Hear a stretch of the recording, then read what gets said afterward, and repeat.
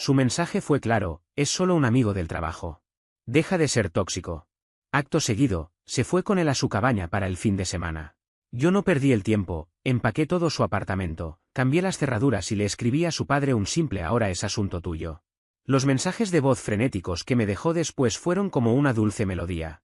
Tengo 29 años y trabajo como coordinador de logística para una empresa de suministros médicos en Michigan.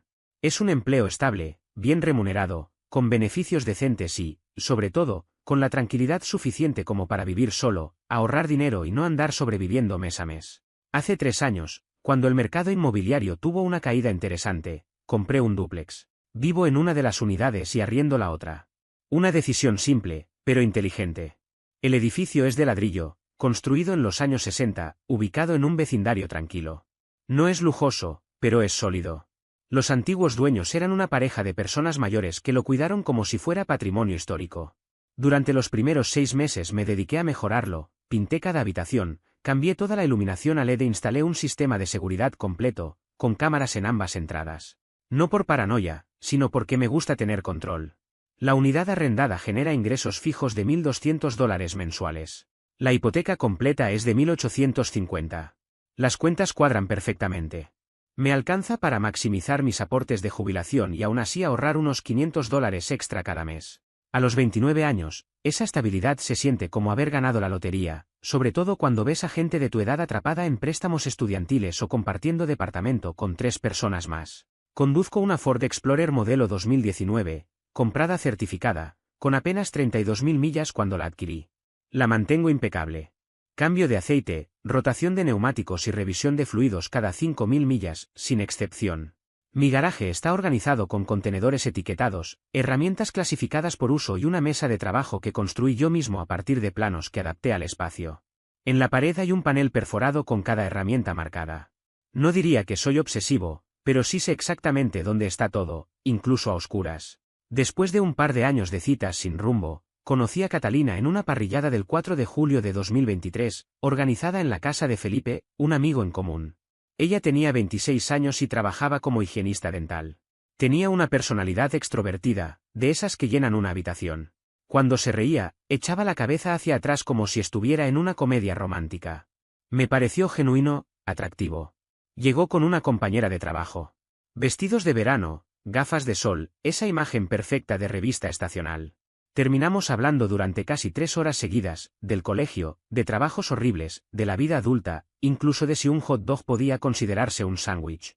La conexión fue inmediata. Le gustó que tuviera mi vida ordenada, que no viviera con compañeros y que supiera cocinar algo más que fideos instantáneos.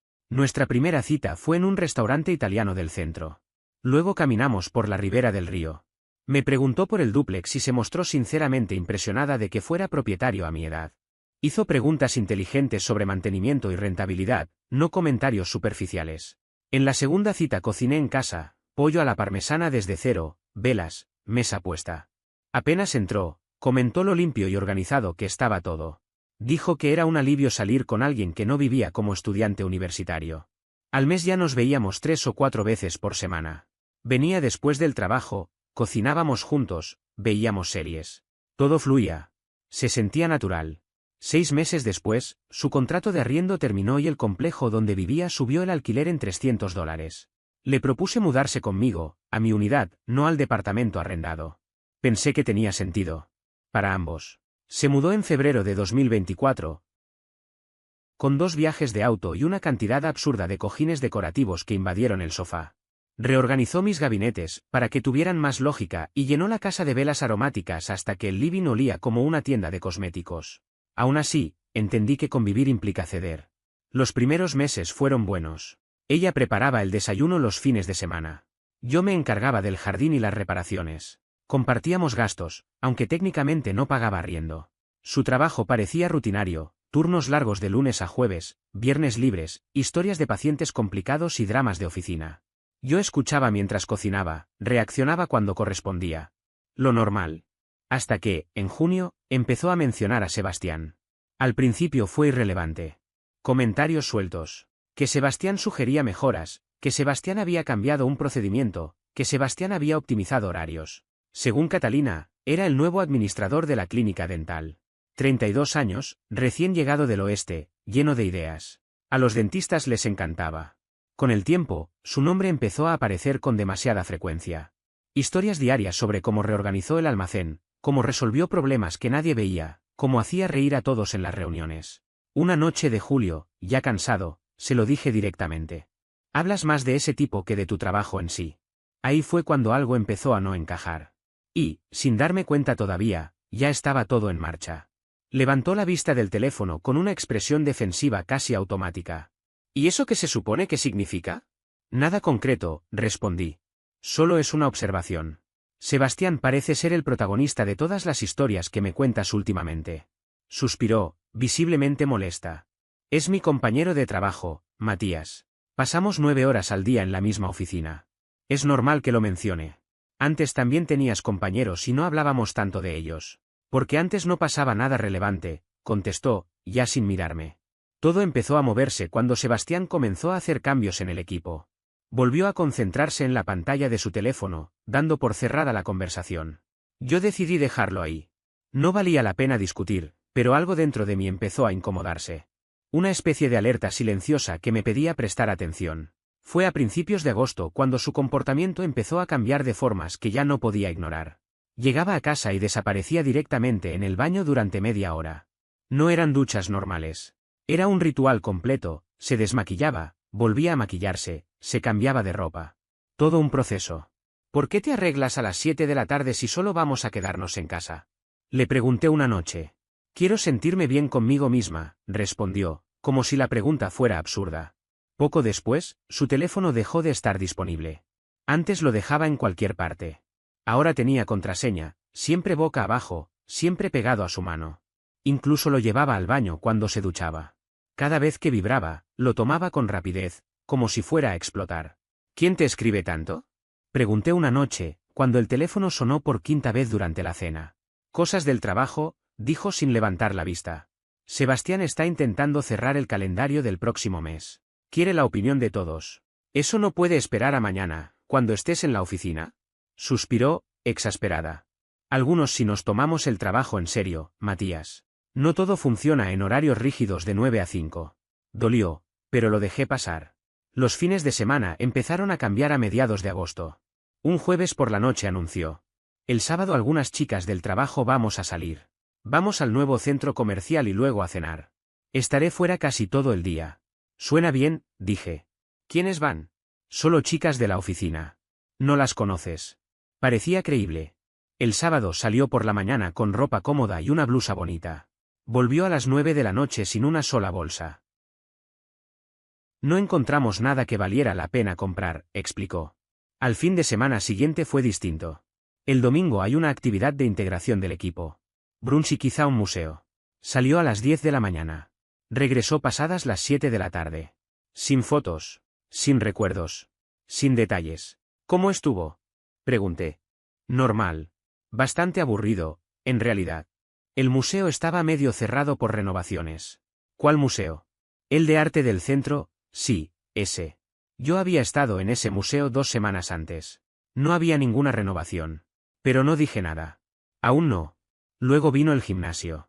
A principios de septiembre anunció. Quiero volver a ponerme en forma. Hay un gimnasio muy bueno cerca de la oficina. Sebastián dice que está excelente. Claro. Sebastián. Se inscribió y empezó a entrenar 3 veces por semana por la tarde. Martes, miércoles y jueves llegaba a casa cerca de las 8:30, cuando antes estaba aquí a las 6:15. El cabello seco, el maquillaje intacto, la misma ropa con la que se había ido. ¿Cómo estuvo el entrenamiento? Intenso. Me exigí bastante. No pareces sudada. Me duché allí. Tienen buenas instalaciones. ¿Con la ropa del trabajo? Llevé un cambio. ¿Esto es un interrogatorio? Cada pregunta razonable se convertía en una acusación. Yo era controlador. Sospechoso. Celoso. Empecé a sentir que estaba perdiendo la cordura. Las menciones a Sebastián siguieron aumentando. Que según él debía viajar más. Que creía que tenía demasiado talento para quedarse en esta ciudad. Que la vida debía vivirse con más aventura. ¿Qué sabe él de tus metas? Pregunté una noche. Hablamos, Matías. Así funcionan las relaciones adultas. ¿Y cree que estoy frenando tu vida? ¿Cree que podría hacer más con mi potencial? ¿Eso es un delito? Suena a que intenta que estés insatisfecha con lo que tienes. Puso los ojos en blanco. Estás siendo inseguro. Sebastián es solo un amigo. Un amigo del trabajo. Deja de ser tóxico. Ahí estaba la palabra. Tóxico. La que se usa para silenciar preguntas. Trabajo en logística. Mi labor se basa en detectar patrones. Y todo lo que veía encajaba demasiado bien. Pero según Catalina, notar patrones me convertía en el problema. El anuncio de la cabaña llegó el 18 de septiembre. Entró después del gimnasio, dejó el bolso en el suelo y dijo con total naturalidad. Sebastián tiene una cabaña al norte, a unas 2 horas. Invitó a varios del trabajo para pasar el fin de semana. Creo que voy a ir. ¿Quiénes van? Pregunté. Gente de la oficina. Será como un retiro. ¿Quiénes exactamente? No sé. Los que quieran. Hay un grupo. ¿Puedo ver el mensaje? Su expresión cambió. ¿No confías en mí? Solo quiero saber con quién estarás. Esto es justo lo tóxico de lo que hablo. Actúas como si necesitara permiso. No dije eso. Hice una pregunta. Una pregunta que implica desconfianza. Tomó su teléfono y su bolso. Voy a ducharme. Y sí, iré a la cabaña. No necesito tu aprobación. Se encerró en el baño. Me quedé sentado, con esa sensación incómoda de saber que algo está mal mientras todos te dicen que estás exagerando. Hice algo de lo que no estoy orgulloso, pero tampoco me arrepiento. Catalina solía dejar su bolso del trabajo cerca de la puerta. Esperé a oír la ducha, lo abrí y tomé su teléfono. Conocía la contraseña, 0524, el cumpleaños de su madre. Abrí los mensajes, fui directo al chat con Sebastián. Era exactamente lo que esperaba, y aún así fue peor verlo escrito. Semanas de coqueteos, bromas internas, él llamándola hermosa, ella enviando selfies desde el baño del trabajo. Mensajes sobre cómo yo la asfixiaba, sobre cómo merecía a alguien que entendiera su alma creativa. Él decía que no podía esperar para tenerla solo para él. Un mensaje de hacía 2 semanas. Sebastián, tu novio suena demasiado rígido. Todo reglas y horarios. Catalina, intenta hacerlo bien, pero sí, cansa. Sebastián, la vida es demasiado corta para eso. ¿Cuándo vas a dejar la red de seguridad? Catalina, pronto. Solo tengo que resolver la logística. Otro, de la semana anterior. Catalina, está empezando a hacer preguntas. Sebastián, entonces dile la verdad. Catalina, no puedo hacer estallar toda mi situación de vivienda todavía. Necesito tiempo, Sebastián. No levantó la voz. No fue un reclamo ni una súplica. Lo dijo como quien ya tomó una decisión y solo está informando el resultado. El fin de semana en la cabaña, continuó. Eso va a ser tu respuesta. O apareces y vemos hacia dónde va esto, o te quedas atrapado en esa vida cómoda que construiste para no arriesgar nada. Catalina no estaba pidiendo permiso. Estaba poniendo condiciones. Sebastián tardó en responder, pero cuando lo hizo, el mensaje fue claro. Voy a estar ahí. Te lo prometo. La cabaña. Ese era el punto de quiebre, aunque ella aún no lo sabía. No había terceros. No había amigos, ni compañeros, ni excusas de último momento. No era un viaje grupal ni una salida improvisada. Era una cita planeada al detalle. 3 días completos, solos, en medio del bosque.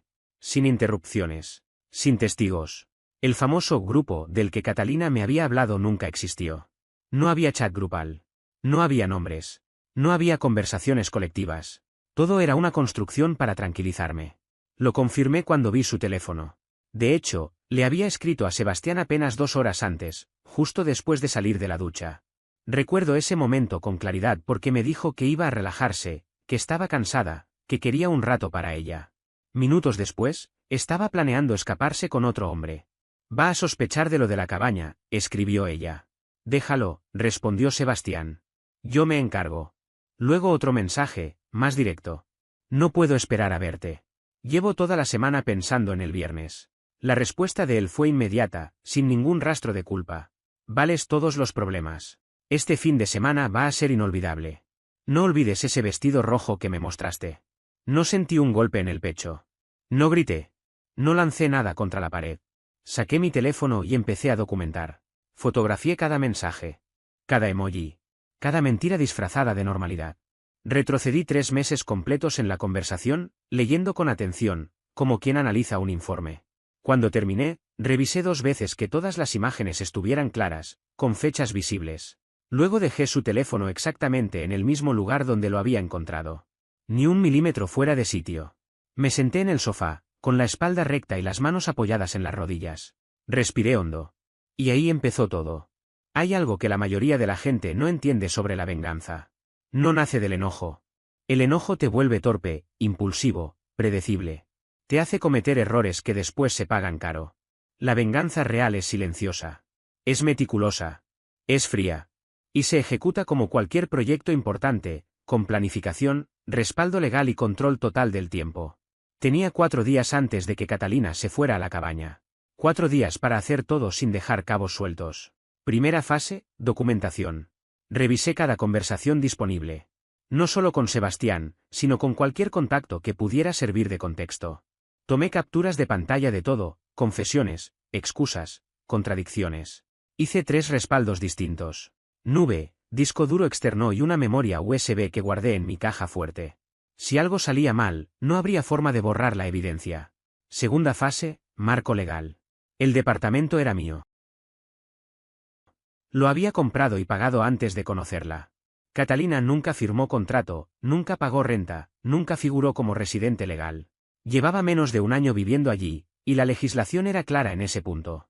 Aún así, llamé a un amigo abogado. Quería confirmación absoluta. «Estás cubierto», me dijo. «Mientras retires sus cosas con cuidado y cambies cerraduras después de que se vaya, no hay problema». Perfecto. Tercera fase, ejecución. Ella salía el viernes por la mañana y regresaba, supuestamente, el domingo por la noche. Eso me daba un margen exacto para vaciar el departamento sin que sospechara nada. El jueves por la noche fue surrealista. Catalina estaba empacando su bolso, tarareando, de buen humor. «¿A qué hora sales mañana?», pregunté desde el sofá. «Temprano. Cerca de las 9. Sebastián pasa por mí». «Entiendo. Que lo pases bien». Me miró como si no hubiera escuchado bien. «¿No vas a discutir?». «No. Ya tomaste tu decisión. No voy a ser tóxico. Ve y diviértete con tus compañeros de trabajo». Esperaba una pelea. Esperaba celos. En lugar de eso, recibió calma. Y eso la descolocó. Esa noche casi no dormí. No por tristeza, sino por concentración. Repasaba mentalmente cada habitación, cada cajón, cada objeto que debía salir. A las 3 de la mañana seguía despierto, enumerando cosas en silencio. Viernes, 8:47 de la mañana. Estaba tomando café cuando apareció con su bolso. «Estás despierto temprano». No pude dormir. Mucho trabajo en la cabeza. «Bueno, me voy. Te escribo cuando llegue». Se inclinó para besarme. Fue breve, automático. «Te quiero», dijo en la puerta. «Yo también», respondí. La puerta se cerró. Miré por la ventana como el jeep de Sebastián se detenía. Vi cómo ella arrojaba el bolso atrás. Vi esa sonrisa que ya no me dedicaba. Esperé 30 minutos. Luego empecé. Primera llamada: «Felipe, mi mejor amigo. Hoy necesito tu camioneta». Segunda llamada: «Andrés, mi primo. Necesito un equipo completo. Pago horas extra». Tercera llamada: «El cerrajero. Hoy a las 2. Cambio de cerraduras». A las 10:30 ya tenía 2 camiones y 4 hombres. A las 11, empezamos. Todo estaba inventariado. Todo tenía destino. Nada quedaría atrás. Ropa clasificada. Zapatos envueltos. Productos del baño protegidos. Decoración embalada. Cojines fuera. Velas guardadas. Cocina desmontada. Incluso en ese momento, no perdí el orden. Felipe se reía. «¿Cómo acumulo tanto en 8 meses? Encontramos cosas nuevas, sin usar. Aparatos aún en caja. Maquillaje sin abrir». «¿Cuántas planchas necesita una persona?», preguntó Andrés. «Las que sean necesarias para ocultar la verdad», respondí. Todo fue embalado. Nada quedó. Y cuando Felipe sacó un aparato facial todavía sellado, entendí algo con claridad absoluta. No estaba actuando por rabia. Estaba cerrando un ciclo con precisión. Apenas había tocado la mitad de todo aquello. Era, sin exagerar, una colección completa de compras impulsivas sacadas directamente de redes sociales. Cosas adquiridas por antojo, por moda, por una imagen que duraba lo mismo que una historia de 24 horas. Todo eso tenía un destino claro: fuera. El closet del dormitorio fue una expedición en sí misma. Sin darme cuenta, había terminado ocupando cerca del 70% de mi espacio. Vestidos que jamás le vi usar, muchos aún con las etiquetas colgando. Zapatos organizados por temporada y color, como si se tratara de una tienda. Un sector entero reservado para ropa deportiva destinada a entrenamientos que nunca ocurrieron. Aún así, hicimos todo con método. caja por caja, etiquetadas con listas detalladas de contenido. Incluso en medio de todo esto, no pude evitar ser meticuloso. Solo los productos del baño llenaron 6 cajas medianas. Champús, acondicionadores, esfoliantes, mascarillas faciales, sueros, tónicos, cremas, tratamientos para el cabello, productos sin enjuague y al menos 40 frascos cuyo propósito me resultaba completamente desconocido. Cada uno fue envuelto con cuidado para evitar derrames o roturas. Salí una vez con una chica que tenía como 10 productos en total, comentó Felipe, observando el lavamanos ahora vacío. Esto es una locura. Así fue mi vida durante los últimos 8 meses, le respondí sin dramatismo. La sala de estar era el mejor reflejo de su invasión decorativa. Aquellos cojines que solíamos bromear, decidimos contarlos. 53. 53 cojines decorativos. Aparecieron en el sofá, en las sillas, dentro de armarios, incluso debajo de la cama. Todos terminaron en bolsas resistentes, rotuladas una por una. La cocina fue otro frente de batalla. Poco a poco había sustituido mis utensilios funcionales por piezas estéticas, que se veían bien, pero servían mal. Ollas de cobre que no podían entrar al lavavajillas. Contenedores a juego para harina y azúcar que apenas alcanzaban para una receta. Una panera enorme ocupando espacio sin motivo. Tablas de cortar tan bonitas que nadie se atrevía a usarlas. Todo fue embalado y retirado. A las 4 de la tarde, el camión ya estaba lleno. Para las 6 de ese viernes, no quedaba rastro de Catalina. El departamento volvía a parecerse al lugar en el que vivía antes de que ella se mudara. Con algunas excepciones, muebles que compré solo porque a ella le gustaban. Una mesa decorativa en la entrada que nunca necesité. Un par de sillones incómodos pero elegantes. Una mesa de centro demasiado baja para ser práctica. Decidí quedármelos, vender muebles no justificaba el esfuerzo. Pero todo lo que era claramente suyo había desaparecido. El cerrajero llegó a las 2 de la tarde, puntual. Tardó 90 minutos en cambiar cada cerradura, puerta principal, trasera, garaje, incluso la reja del patio. Llaves nuevas, cerraduras nuevas y códigos distintos para el sistema de alarma. Si intentaba usar su llave antigua, se encontraría con una negativa rotunda. El sábado por la mañana conduje hasta la casa de sus padres, a 2 condados de distancia. Héctor abrió la puerta. Hola, Matías. ¿Qué te trae por aquí? Catalina no mencionó que vendrías. Justamente de eso necesito hablar. ¿Está Patricia? Nos sentamos en la sala mientras les explicaba todo con calma. Les mostré capturas de pantalla, mensajes, mentiras documentadas y el viaje a la cabaña que, en realidad, había sido una escapada romántica con Sebastián. Patricia rompió en llanto.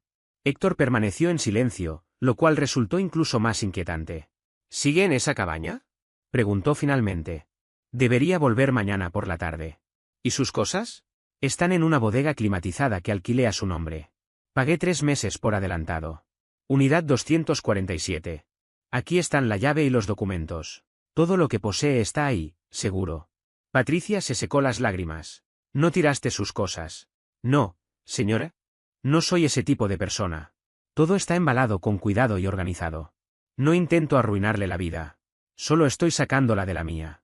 Héctor se levantó y me estrechó la mano. Fuiste más correcto de lo que yo habría sido. Gracias por hacer esto bien. Le entregué la llave y el papeleo. Cuando vuelva, necesitará dónde quedarse. Pensé que querrían saberlo. Puede venir aquí, dijo Patricia en voz baja. Veremos cómo lo resolvemos. Me fui con una sensación extraña de calma. Lo más difícil ya había pasado. Ahora solo quedaba esperar. El domingo por la tarde, alrededor de las 4, envié un único mensaje a Catalina. Tus pertenencias están en la unidad 247 de Secure Space Story, en Wilson Road. Pagado hasta noviembre. La llave y los documentos están con tus padres.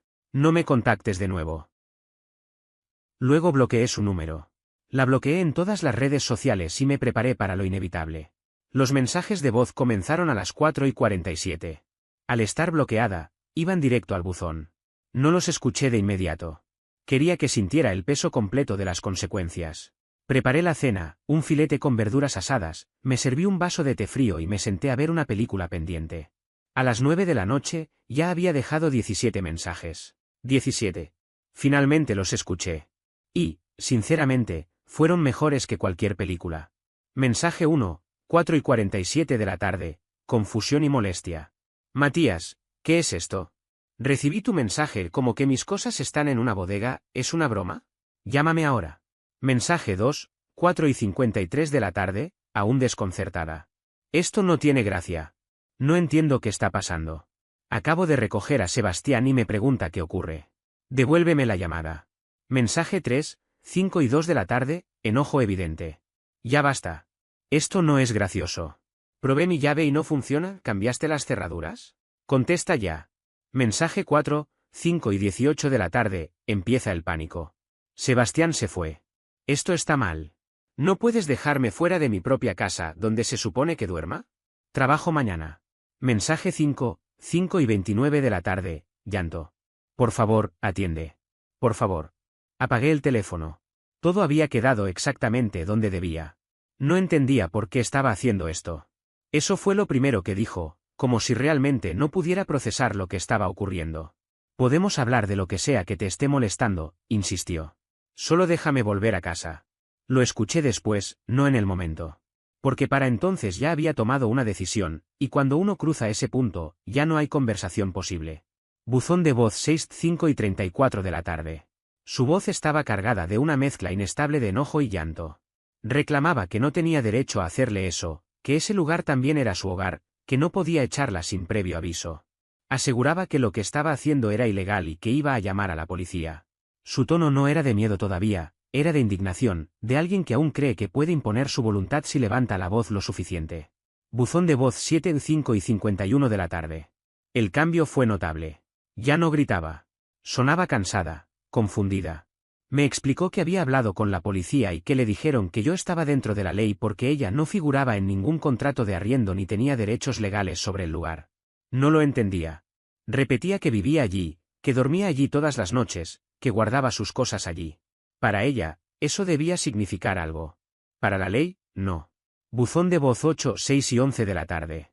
La desesperación empezó a filtrarse. Volvió a mencionar lo mismo, como si repetirlo pudiera cambiar la respuesta. No había contrato, solo llevaba 8 meses viviendo conmigo. Me preguntó cómo podía hacerle algo así, a dónde se suponía que debía ir, qué iba a hacer con su trabajo al día siguiente. Dijo que no tenía ropa, que no tenía nada, que se sentía abandonada en medio de la calle. Buzón de voz 9, 6 y 48 de la tarde. Entonces llegó el intento de negociación. Supuso que yo había descubierto algo relacionado con Sebastián. Dijo que podía explicarlo, que no era lo que parecía, que todo tenía un contexto. Me pidió que habláramos en persona, que nos sentáramos como adultos a resolverlo. En ese mensaje todavía había esperanza, la ilusión de que bastaba con explicar bien las cosas para volver atrás. Buzón de voz 10, 7 y 23 de la tarde. El llanto regresó con más fuerza. Me pidió otra vez que habláramos con calma, que sabía que había cometido errores, pero que yo estaba exagerando. Dijo que las parejas superan cosas peores, que esto no tenía por qué ser el final. Me confesó que estaba sentada en un estacionamiento, dentro de su auto, sin ningún lugar al cual ir, esperando que yo respondiera. Buzón de voz 11, 7 y 45 de la tarde. La rabia volvió a ocupar su lugar. Me acusó de comportamiento psicótico, revisar su teléfono, vigilar sus mensajes, echarla sin aviso. Dijo que yo no era la víctima, que siempre había sido controlador y tóxico. Ese mensaje era puro impulso, una forma de proteger su ego cuando la súplica ya no funcionaba. Buzón de voz 12, 7 y 58 de la tarde. Minutos después, el arrepentimiento. Se disculpó por lo que había dicho, aseguró que estaba asustada y confundida. Me pidió que la llamara, que por favor no la dejara así, que no entendía cómo había llegado a ese punto. Buzón de voz 13, 8 y 1 de la tarde. Volvió a negociar, esta vez ofreciendo sacrificios. Prometió que terminaría cualquier vínculo con Sebastián, que había sido una estupidez, que yo tenía razón desde el principio. Admitió que se había dejado llevar por algo que no significaba nada. Dijo que me amaba, que había cometido un error, pero que aún se podía arreglar si hablábamos cara a cara. Buzón de voz 14, 8 y 29 de la tarde. La resignación empezó a instalarse. Me informó que estaba en casa de sus padres. No estaban contentos. Querían saber qué había pasado y ella no sabía qué decirles. Su voz ya no tenía fuerza, solo cansancio. Buzón de voz 15, 8 y 44 de la tarde. Su tono era bajo, casi quebrado. Repitió que estaba en casa de sus padres y que yo les había enviado capturas de pantalla. Dijo que no era lo que parecía, que los mensajes estaban fuera de contexto, que Sebastián solo estaba siendo amable y que ella había sido demasiado cordial para frenarlo. Me pidió que confiara en ella, como si la confianza aún estuviera disponible. Buzón de voz 16, 9 y 3 de la noche. Intentó una última vez desde el reproche emocional. Me contó que su madre lloraba y que su padre no le dirigía la palabra. Me acusó de haber expuesto conversaciones privadas y de haberla dejado como una mala persona frente a toda su familia. Me preguntó cómo había podido hacerle eso, como si la consecuencia fuera más grave que la causa. Buzón de voz 17, 9 y 17 de la noche. Finalmente, la rendición. Dijo que no sabía qué más decir, que yo no respondía, que no hablaba con ella y que ahora tenía que replantearse toda su vida porque yo había decidido ser cruel. Aseguró que todo se había arruinado por un malentendido, que ella y Sebastián solo eran amigos y que yo lo había convertido en algo enorme. Cerró diciendo que esperaba que yo estuviera orgulloso. Guardé todos los mensajes. Cada uno. Los respaldé con fecha y hora, igual que había hecho con los textos. No por rencor, sino por claridad. Después preparé algo sencillo para cenar, vi una película sin prestar demasiada atención y dormí mejor de lo que había dormido en meses. Sin discusiones, sin ansiedad, sin esa sensación constante de que algo no encajaba. El lunes por la mañana desperté con 32 mensajes de Camila, una de sus amigas. Había conseguido mi número a través de Catalina y consideró necesario explicarme lo horrible que era como persona. No respondí. La bloqueé. El martes llegó un correo desde su cuenta laboral.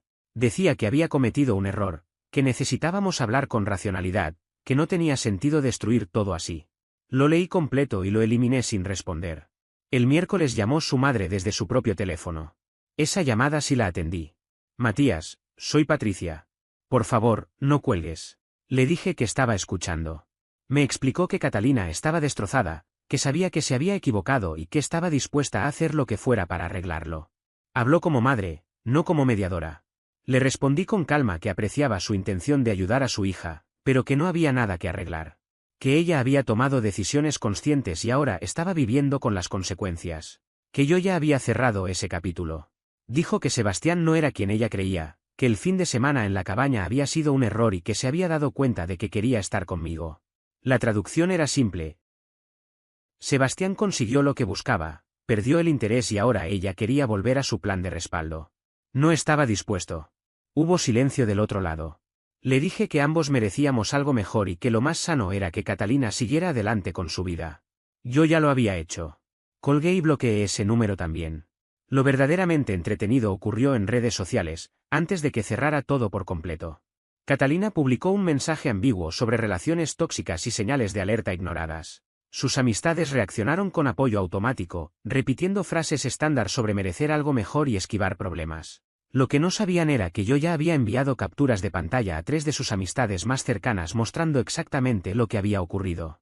El tono del espacio cambió rápido.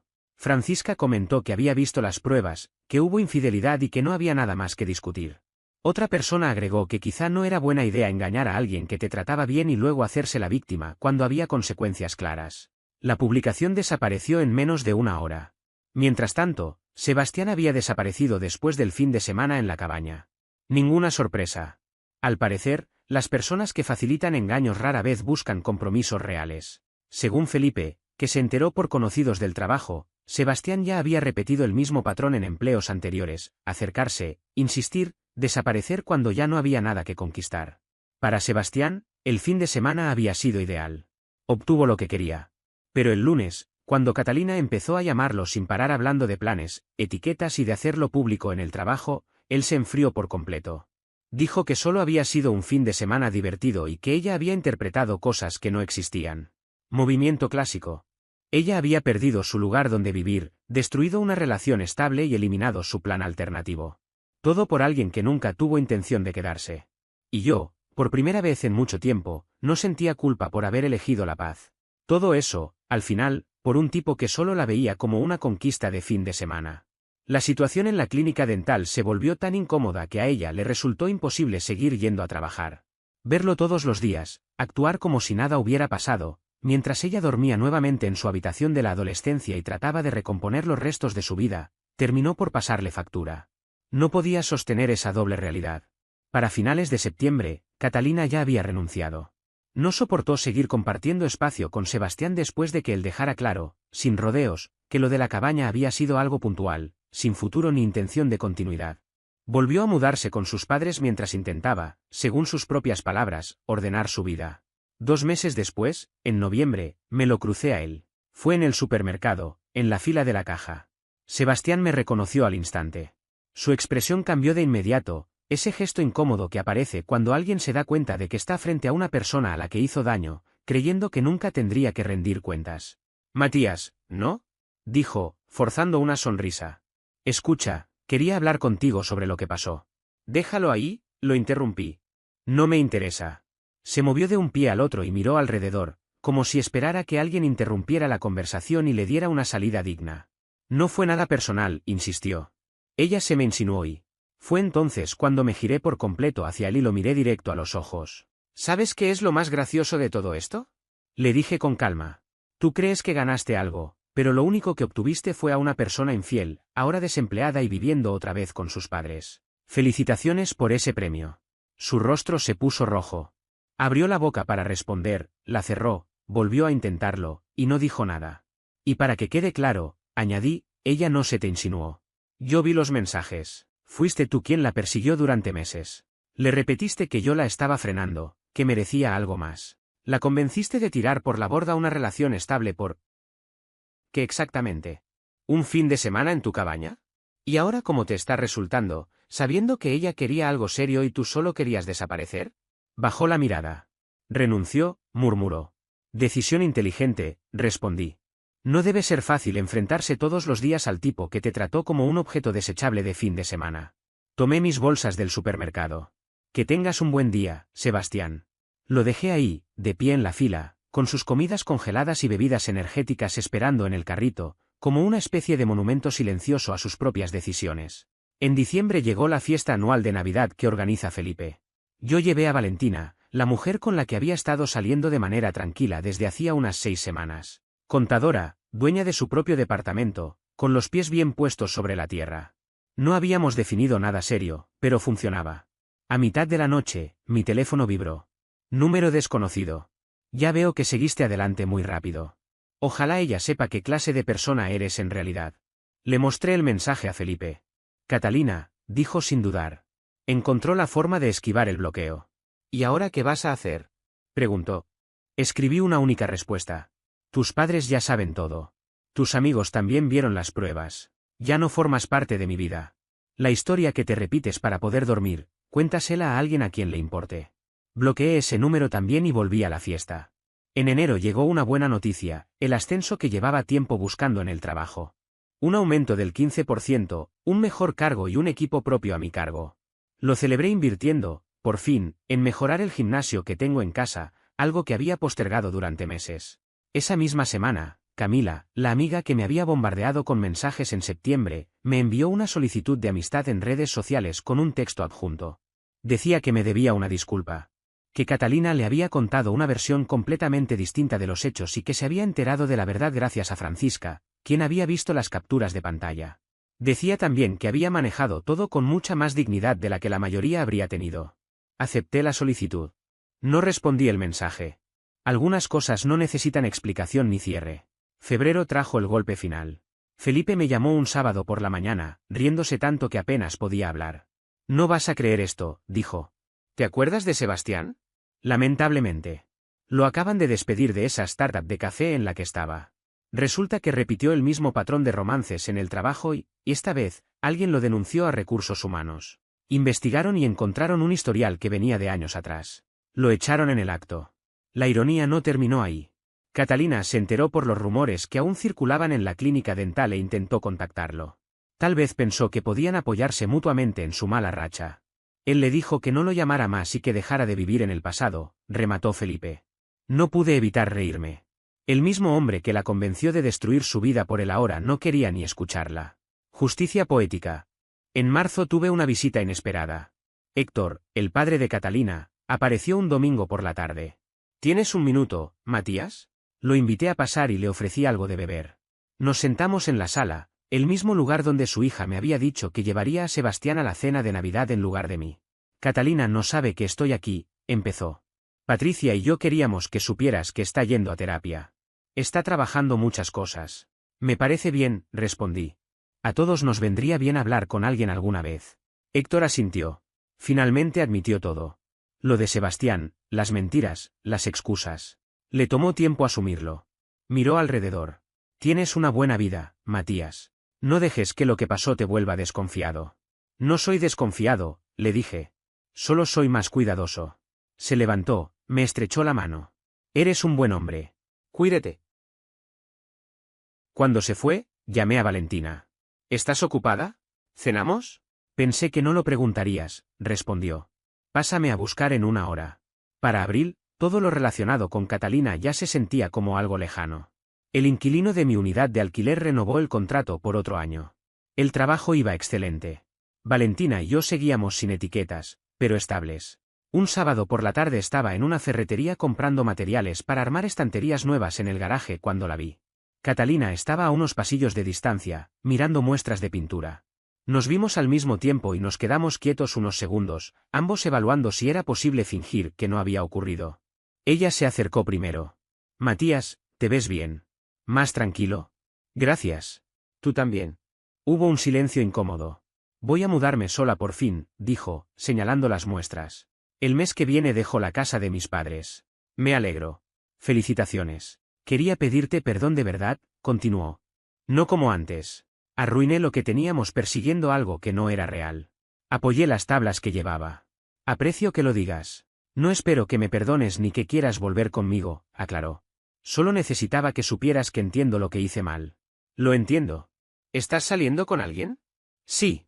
Desde hace algunos meses. Va bien. Asintió, intentando mantener la compostura. Me alegra. Mereces a alguien que te valore. Y la encontré. Nos quedamos en silencio un momento más. Bueno, debería irme, dijo finalmente. Cuídate, Matías. Tú también, Catalina. La vi alejarse con las muestras de pintura en la mano, viéndose más pequeña de lo que la recordaba. Luego tomé mis cosas, pagué, cargué todo en la camioneta y regresé a casa, con la sensación clara de que ese capítulo estaba, por fin, cerrado.